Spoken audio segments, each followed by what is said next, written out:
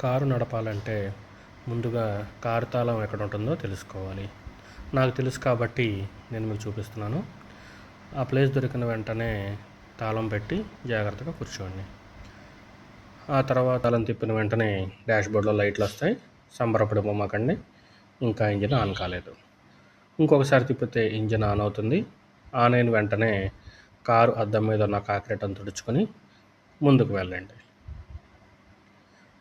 Car తాళం పెట్టాలి అని చెప్పగానే అన్ని కార్లకి తాళం ఉంటుంది అనుకోవద్దు. మొన్న మా అన్న కారులో తాళం పెట్టడానికి ప్లేస్ లేదు. ప్లేస్ ఎక్కడన్నా అని అడిగితే అక్కడ స్టార్ట్ బటన్ ఉంటుంది, ఆన్ చేసి ముందుకెళ్ళి తమ్ముడు అన్నాడు. అదేంటన్నా అంటే డబ్బులు లేక పెట్టించలేదు అన్నాడు. మీరు సబ్స్క్రైబ్ చేస్తే మా అన్న కారుకి తాళం పెట్టిస్తాం. కారు నడిపేటప్పుడు ముఖ్యంగా 3 విషయాలు జాగ్రత్తగా గుర్తుపెట్టుకోవాలి. కారు ఎడం పక్క తిరగాలంటే స్టీరింగ్ ఎడం పక్కకి తిప్పాలి. కారు కుడి పక్కకి తిరగాలంటే స్టీరింగ్ కుడి పక్కకి తిప్పాలి.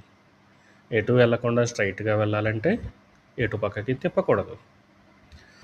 నేను ఈరోజు డీమార్ట్కి వెళ్ళి కావలసినవి అక్కర్లేనివి అన్ని సరుకులు తెచ్చుకొని బిల్లు కట్టి బయటకు వచ్చాను.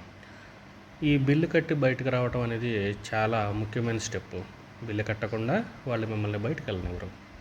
ఈరోజు నేను బిల్లు కట్టడం వల్ల దాదాపుగా 1000 రూపాయలు సేవ్ చేశాను. కావాలంటే బిల్లులో మీరే చూడవచ్చు.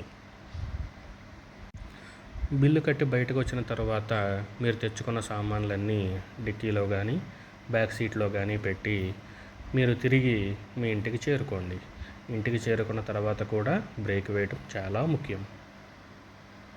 చాలామంది బ్రేక్ వేయటం మర్చిపోతూ ఉంటారు. మీరు ఆ తప్పు మాత్రం చేయకండి. మీ గమ్యం మీకు తెలుసుకున్నదే అయి ఉండాలి తప్ప చెట్లు, పుట్టలు, డ్రైనేజీలు అవ్వకూడదని కోరుకుంటున్నాను. డ్రైవింగ్ నేర్చుకున్నారని ఆశిస్తూ ఈ రోజుకింతే. సెలవు. ధన్యవాదాలు.